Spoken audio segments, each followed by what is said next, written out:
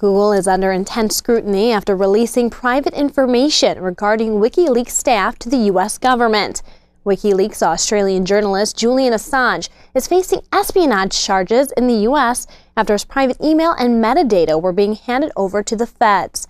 Warrants for his arrest include espionage, conspiracy, theft of government property, and computer fraud abuse.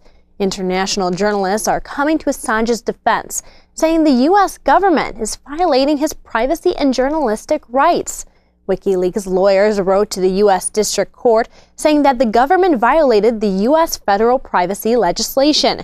Risking an extradition to the U.S., Assange has been living in Ecuador's London embassy in political asylum. British police stake out the building in the hopes to take him to Sweden, where he is wanted for unrelated sexual charges. If he is sent to Sweden, Assange could face extradition to the U.S.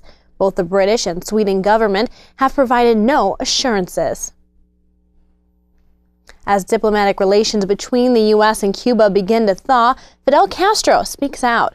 The former Cuban leader says, "I don't trust the policy of the U.S., nor have I exchanged a word with him." This is the first time Castro has made comments regarding the country's ties.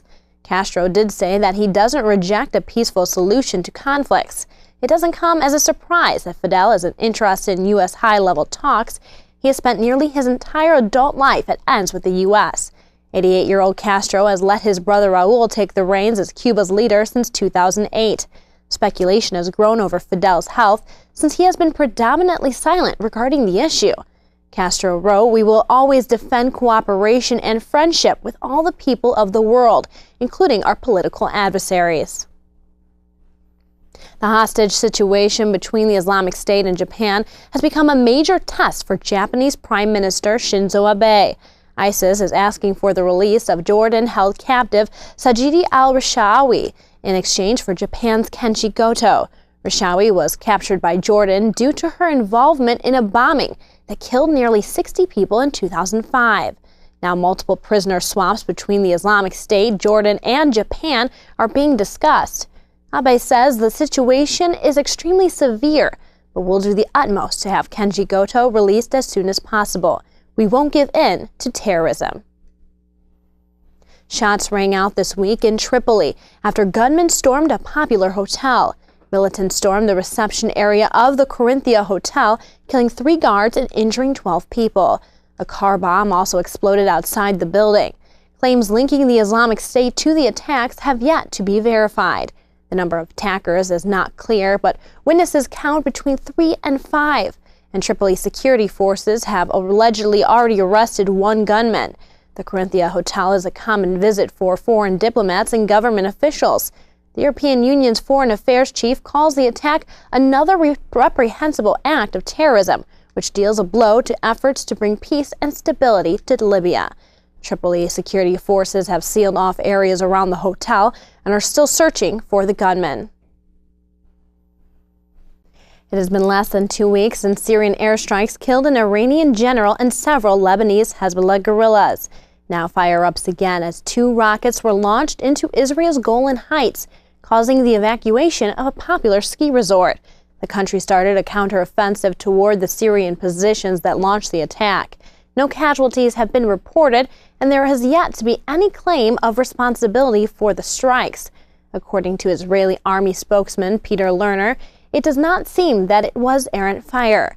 Troops in Golan Heights are now on heightened alert as the country deploys their Iron Dome rocket interceptor unit close to the Syrian border.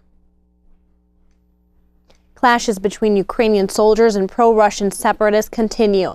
The most recent round of violence is considered the worst yet. Rebels attempt to overthrow a key town between 2 Ukrainian strongholds. Ukrainian President Petro Poroshenko says that the country will appeal to an international court. Crimes against humanity and the terrorism from which Ukraine is suffering must receive adequate response from the European Union. And I also want to inform you that we are planning to appeal to the Hague Tribunal to examine these crimes. Russian President Vladimir Putin continues to deny all claims that the country is involved in the Ukrainian conflict. He says that Ukraine is not doing all they can do to overcome the conflict. Unfortunately, the official Ukrainian authorities are refusing to go down the path of peaceful resolution.